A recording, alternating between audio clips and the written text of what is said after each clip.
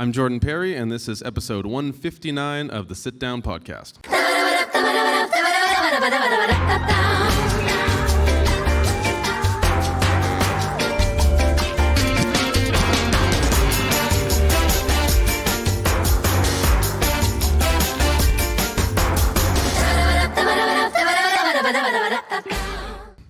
Perfect. That was Highly professional. yeah, compared to last week. No offense, Last- guys, but Last week took, I We're don't throwing know, shade six- already. Yeah, Yeah. no doubt, right? It took like 6 or 8 takes. It was hilarious, man. We had a good time with those boys. yeah.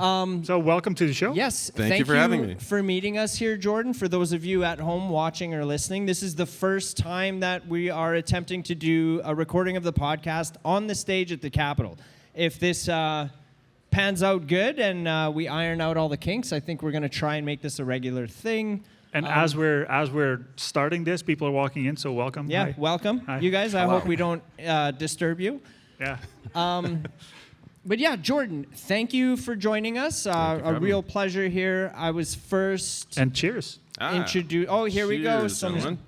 Sanyak or Sanyashnik? Sonia. Sonia. Sonia from Prairie Sun Brewery is the sponsor for this episode. Delicious. Yeah, we first saw, I don't know if, did you meet him before Open Stage? I did not. Nope. Yeah, Nope. Neither did I. The first time I got to see you, man, was that night when we met here on the stage, Yeah. dude. I was like blown away. It's not No, frequent. well, it started before that. We were sitting in that corner, and some guy walks in with one bag and another bag, and he asks, "Hey, can I use the back door?" And we're like, "For what?" "Well, the rest of my stuff." What the hell's going on? Yeah, who is So- this guy? Yeah. Yeah, one guy, 7 dudes worth of stuff. Yeah, Yeah. exactly. Yeah. Right on. So he's not a guitar player. No, not at all. But yeah, I'm very intrigued and have a lot of respect for people who can, let's call it, multitask as you do. Yeah, Right? Thank you. How long have you been doing the multitasking? Like 2 months. Are you serious? Yeah. Holy shit, dude. So this is something that I've it's been in the works mentally for a little while. Like I've had my solo project for a couple of years. I started it just before COVID happened, and then that kind of tanked the whole thing for a while. Right. But initially, I thought it was going to be more of an electronic project. I'd be playing keys, doing live looping, or that kind of thing. And I dabbled with some ideas like that, and never really felt right. I am a drummer primarily. That's the instrument I've been playing for most of my life. So at a certain point, I was just like, well, how do we? Maybe I can integrate this. That would just make more sense to me. But that seems like a really large undertaking to learn how to sing and drum at the same time. It's notoriously a 100%. difficult thing to do. So I got a buddy who works at the Broadway Theater. His name's Scott Hamilton. The Winterruption shows were coming up at the end of January, and he came. I talked to him, I guess probably I think it was mid-December or early December, and he's like, "So I know you've got a project. I know it's not ready. Do you want to play it? Do you want to book a show and be ready for it?" And I was like, "Absolutely. Right? Yes, I do." Whoa. Yo. So no pressure there. So no pressure. And so, yeah, I said yes, 100%. And it was a Winterruption show, too. It's not like it was just like any old show. It was opening for a band called Yeah. Tempers from New York. They're a cool band. They drew a good crowd. So I was like, yeah, this has to be good. So, yeah, I work a full-time job. I work at Long McQuaid. So my time is limited. It's not like I have all day to rehearse and stuff. So I was getting up at 5 every morning before work so I could run through it a few times at least, teach myself how to do this. Oh my God. And yeah, and then put it all together, and I managed to pull it off. I Holy think. crap. I think it went pretty well. When I met you guys, that was I think a week and a half or so before the show, and it was just like a dry run. Like, does this Yeah. work? Right. It was like That- proof of concept. That was the okay. show you did was at Amigos, Yeah, correct? that's right. Right. Yes. Okay. Yeah, so I came here to the open stage a week and a half before just to demo it out, see if this actually is going to work, where the problems are, so I might have a Yeah. bit of time to fix it before the show. And I panned was out. happy enough with the results from the open stage, and you guys were awesome. Calder did awesome sound. That I was like, okay, yeah, I think I can do this. work. And Well, then- yeah, and you clearly got our attention that night too. So yeah, it was Cool. like hats off to you for And that too. this is exactly what the open stage is for, trying things out. Yeah. Yeah. If you got material to work out and, a couple kinks to iron out or whatever, that's like shout out to the Capitol for allowing Absolutely. us to do that, Yeah, right? totally. Like, I got the idea. I was doing drums for a friend of mine named Fairday. She's a solo artist. She used to play in Rosie and the Riveters, and we played Ness Creek and Jazz Fest last summer. And she was demoing some new material. We did the exact same thing. Came up to the open stage, ran through a few tunes, worked out the kinks. Hell It yeah. was And what's her great. name? Faraday. Faraday. Oh, okay. Yeah. So not Alexis, Alexis. because she's in. Oh in yeah, the- that's right. No, that's no. the other Rosie. Yes. Well, one of, I think there were 3 of them. Yeah, we saw them at Chesterfest. Oh, cool. Yeah, they were great. a question I have is the night that you performed at the open stage when we first saw you, was there anything like, from your perspective of it, was there like, oh, I need to fix this or adjust this or tweak this before the show at Amigos next week?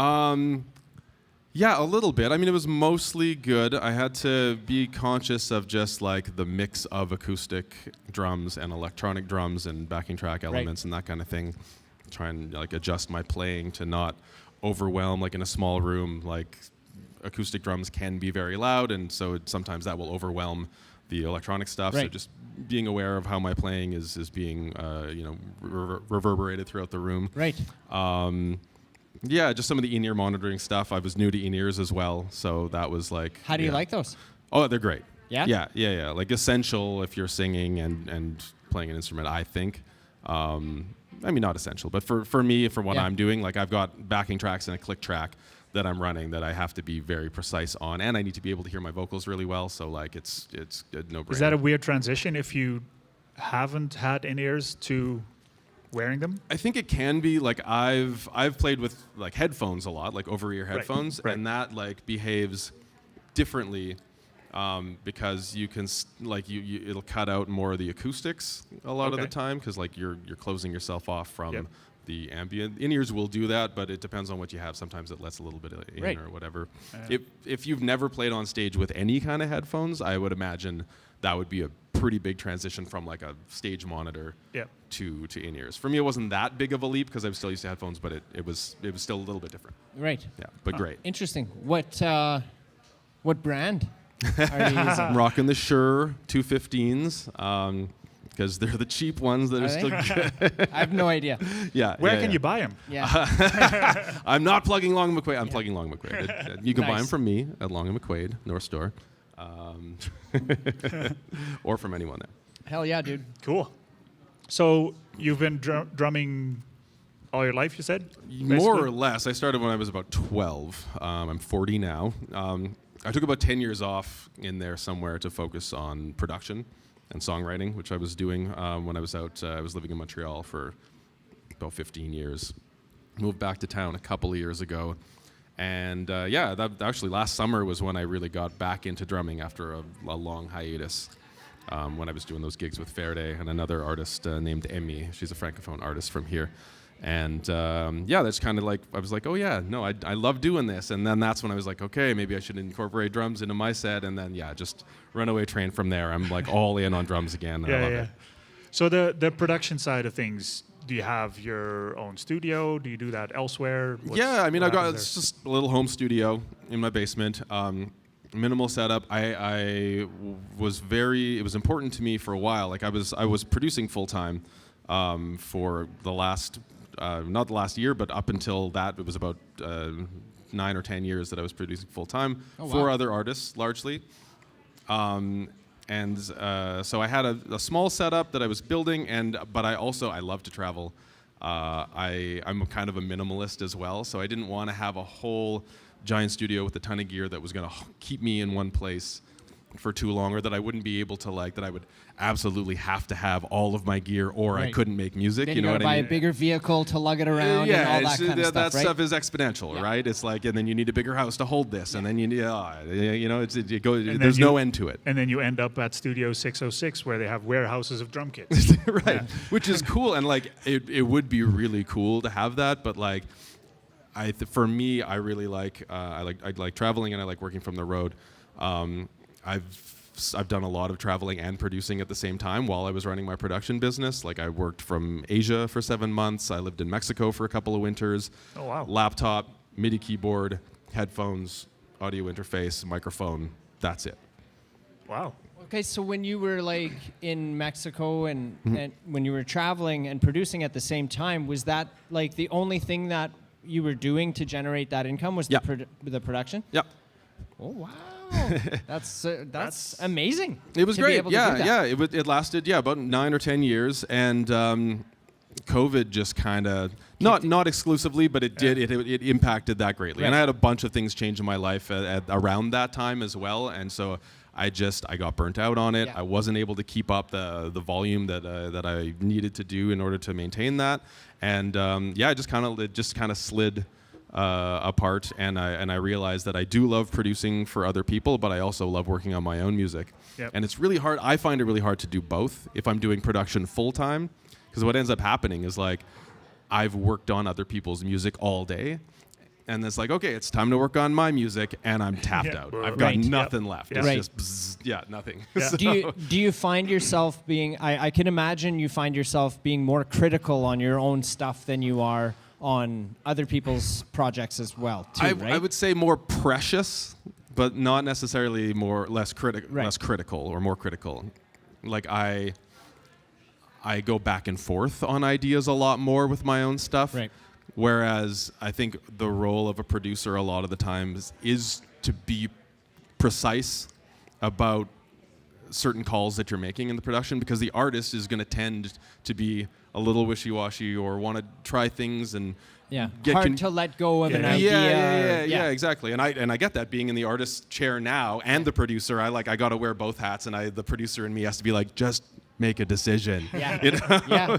Dude. Whereas that was my role when I was, or one of the roles when I was working and producing with other people, that I would have to be like, yes, that's cool, but like let's do this one. This one makes Right. more sense. And I was just able to be a little bit more decisive Yep. with things. Yeah, it's very relatable to. So my background is in web design, and it's pretty much the same thing. My own website is like, good enough. But then when you make a website for someone else, it's like, that should be good enough, but let's tweak it a little bit Yeah, more. because you're responsible to them, their standards, Yep. and your own standards. You want to impress people. You want to do a good job. Yeah. You want them to come back. You want them to Exactly. refer you. Exactly. And with songs, and I'm sure with websites too, you know that every time somebody listens to that or sees the site, you want them to be like, these are all the users are going to experience this as Yep, well. exactly. And you don't want anyone to be like, oh, Yeah. that font who sucks. made this website? Yeah, that font sucks, or that snare sucks, or whatever. Like you want to, like, if you, anything you think you can do that would like make it the best possible, you want to do that. Yeah. Right. So when you're traveling and you're abroad and you're in Mexico, Brazil, wherever you were, Not yet. do you create music, or are you producing for local artists, or is it for all back here? I mostly, like, I was running like an online business, so Okay. I was mostly able to maintain my regular client base from Canada, the U.S., some Europe. I've worked with a few people in Mexico, but less on less in person. Mostly not because I didn't want to, but it can be like there's a language and a cultural barrier there. Yeah. And it takes a while to like get into the scene with people. Right. You know, so you Yeah, I can't just could show only up and be like, I'm a producer from Canada. Yeah. Hello, Mexican town. Like, hire me to be your Yeah. producer, or even like work with me for free or whatever. Like, Yep. who are you? Hola. Okay. And that's all the Spanish I got. Yeah, exactly. No, ¿Quién es? that makes a lot of sense. That's like people coming in here at the open stage. You know, if somebody thinks that they're better or higher up on the chain than somebody else, and Mark and I are just like, who are you? Yeah, Like, who are you? No, there's Which yeah. it There's a has spot at happened, 11:30 if you you know? want. Yeah. and it'll Of course happen it has. again. Absolutely. But yeah, no. So like, I want to work with people like that. I did start. So last winter, not this current one, but the one past, like a year ago now, I was in Mexico. I was in a city called Mérida, which is like it's in the Yucatan on the Eastern Peninsula. It's very like old colonial city, about 1 million people. Really, really like beautiful. Lots of like arts, music, culture. It's got a really vibrant scene for that. So I did go out and I met some people, and some people could speak English pretty well. I was working on my Spanish. It was getting okay, but as I can't just like come and sit down and chat with people. It's pretty stunted. It's not a casual conversation, Right. So it was you meet someone, and I try and follow up, but I was only there for 4 months. So by the time they're like, "Oh, it's this guy," I was like, "I'm gone." Yeah. I want to work with bye. Yeah, right, exactly. So it's hard to make local connections when you're rolling through. Right. It was important for me to continue my online relationships and the relationships with people that I'd worked with in person in other locations, so that I could keep making. What was what was the name of of your production company? Just Music by Jordan Perry. Okay. That's my Instagram handle. I used to have 2 Instagrams. I still do technically. I thought I was at first one was gonna be like my production focus, and I do that, and then the other one was gonna be the artist thing. And the more as time went on, I realized it's all just one thing. Right. Whether I'm working with other people producing their songs, or I'm doing my own stuff, or I'm drumming for other people, this is my musical output, and it kind of didn't make sense to separate anymore. It all ties into what I'm doing all of the time. Interesting. I'm kind of dealing with that right now with I've got my personal IG and then the Moosefest one. Yeah, it's hard to keep up, man. That's another thing. I have the same thing. It's like the Funky Moose one and my personal. Right. But I've noticed that the following on either page is different. Yeah. Yes. It's like a different market per channel. So I'm trying to figure out how to combine it. It can be really smart, and I think I think it probably does make sense for me to split it up too. But I just I have trouble enough making content for one account, let alone no 2. Doubt. So. As you saw me earlier, trolling. Joel keeps asking me to share things, and I'm like, where He's did you the send worst. it? I'm the worst. He is the worst for it, man. And he will not. He just doesn't share. And even worse is that my company offers social media services. Yeah. Oh no, you didn't have to tell on yourself like that, man. That's okay, because I don't do the social media. He's That's not what Adam is for. Okay, good. As long as you got a guy. I got a guy. I think you need to pay that guy more and have him manage your own account. I think maybe. He should be here tonight. Is he? Is he in the house? No, he's not. No. So, I don't know. Yeah, that's freaking hilarious. I'm constantly on Mark's ass about it. Dude, just where I'm posting something and I'm like, I need a little bit of traction here. Can you give me a bump here? Even tonight he was like, can you share this one thing for me? And I already did. He was like, what? Yeah, it's They not had to chase you down. That's amazing. Yeah. It's crazy. So we are going to have the pleasure of seeing you perform here on stage this evening. Do you have I presume you've got a couple songs lined up that you're going to be performing for us? Can we talk about those a little bit? Absolutely. So it depends what we have time for. I'm planning on doing 2 original songs. The first one being a song called Professor X. Which, nice. Okay. X spelled EX. Okay. Which, when I wrote it, I thought this is either the most clever thing I've ever written, or the stupidest thing ever. Because it's a breakup song, but there's an X-Men reference, and it's just is this dumb? And it might be brilliant, genius. And it might really be dumb. I decided at a certain point, I was like, you know what? I think it's clever. Fuck it. And people have dug it. No one's told me they hated it. All right. And people have said that they do think it's clever and they like it. So I feel justified in that. Hell yeah. Whatever. Okay, so what we're gonna do, you guys, is we're gonna put that song in here right now. You guys be the judge. I want you guys to comment below, subscribe, all that kind of stuff. Clever or trash? Let me know. There you go. There's the name of the episode too. Clever or trash? I like it.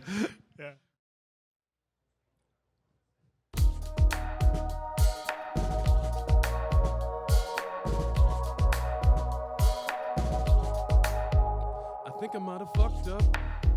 I let you think I'm over you, and I'm moving on with my life. But that ain't really what's up. Just didn't want your pity, no. Now you're moving on with your life. So many issues fading into things that I said. Now you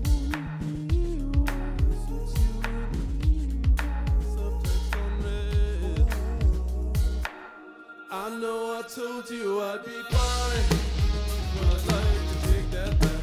I'm a mess inside, and I can't keep up this act. Waves like a cow town. You picked the hell of the time to stop reading my mind. I'm left marveling why.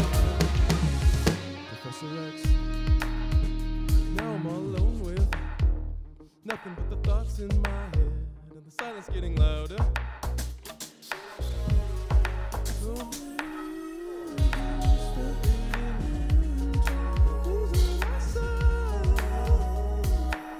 I know I told you I'd be fine, but I'd like to take that back. I'm a mess inside, and I can't keep up this act. Waves like a mouth down. You picked the hell of a time to stop reading my mind. I'm left marveling why. I want you back in my head. I want you back in my head. I want you back in my head.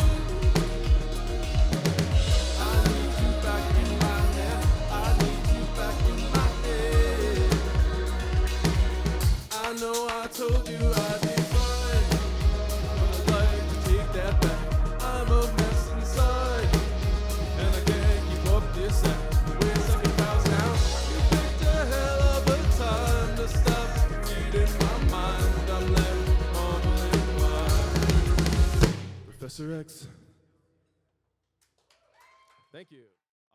Yeah, and then the second one would be a song called Sleep O, which I wrote before. And that's a reference to Steve-O. It's No? no, that would. Oh, okay.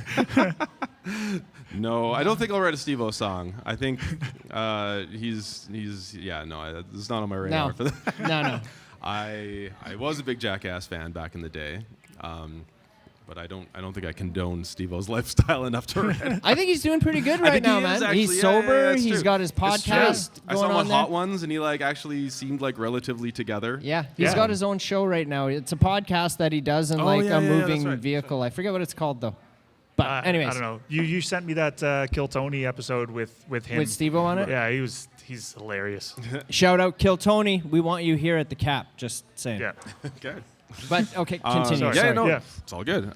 If we got time, I'm gonna do a cover of a Dan Mangan song. Dan Mangan's a Canadian indie folk singer songwriter, and he's got a song called "Just Know It" that I really loved when it came out. It came out fairly recently, like a few months ago or something like that, and I thought this would make a great synthwave song, which is like kind of my MO. I like to change songs that are not synthwave at all into synthwave vibes because Right. I really like that. That's my vibe. So Hell yeah, dude. So I did that, and Because you grew actually- up in the 80s. That's exactly it. Yeah. I grew up 1982. 80. Oh, you guys did your research. Yeah, I'm 40 as well. That's how I know. Right. I told you that. Okay. I wouldn't be able to do the math because I'm way older. He's too old to figure it out. Yeah. No, that's great. I'm very excited to hear and see you do this. I'm totally content if we dive right into it. Let's get him on stage. Let's Yeah. get him set up. Before we do that, can you let the audience know, where is the best place that we can try and direct people to find your music, find your Instagram handle, all that kind of Yeah, stuff? absolutely. I'm most active on Instagram. So at Music by Jordan Perry is my handle. If you're into Facebook, you can find me there too. That's Jordan Perry Artist. And I'm on Spotify. Just search Jordan Perry. I've got a couple of singles up there that are, go stream them. Hell yeah. All right, Awesome. we will have all those links in the description below here. Thank you guys for tuning in. Hope you enjoy the music here. Don't forget to like and subscribe and comment below. Hey! Thanks, you guys. Right on. Thanks, Jordan. Thanks, Let's guys. get Thanks into for it. having me. Thank you. Hell yeah, dude. Cheers.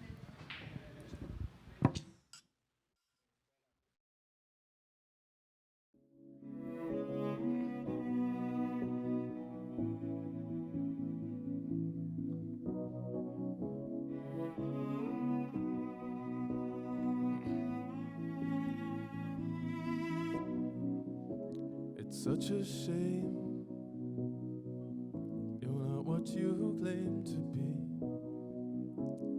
Lighthouse of truth, shipwreck of lies. us in and let us on with your promises. Hope in our eyes as you're pulling the wool. Each noble name you speak,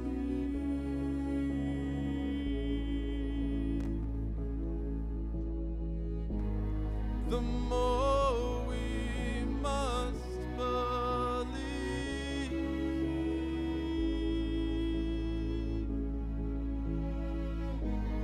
The poison runs so deep.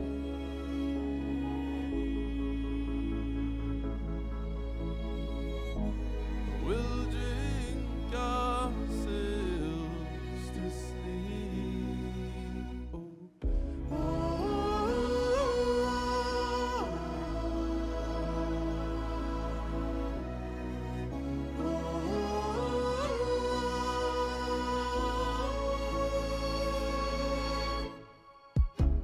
You're righteous and wise, congregation basks in your glory, bowing their heads, singing your songs.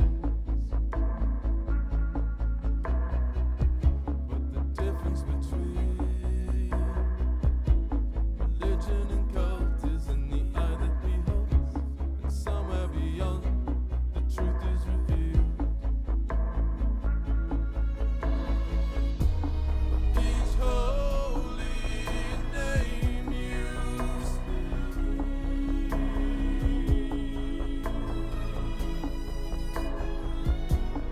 the more of us deceive.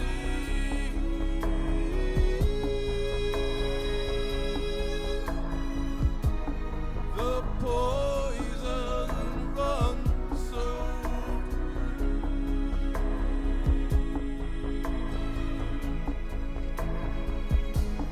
we'll drink ourselves to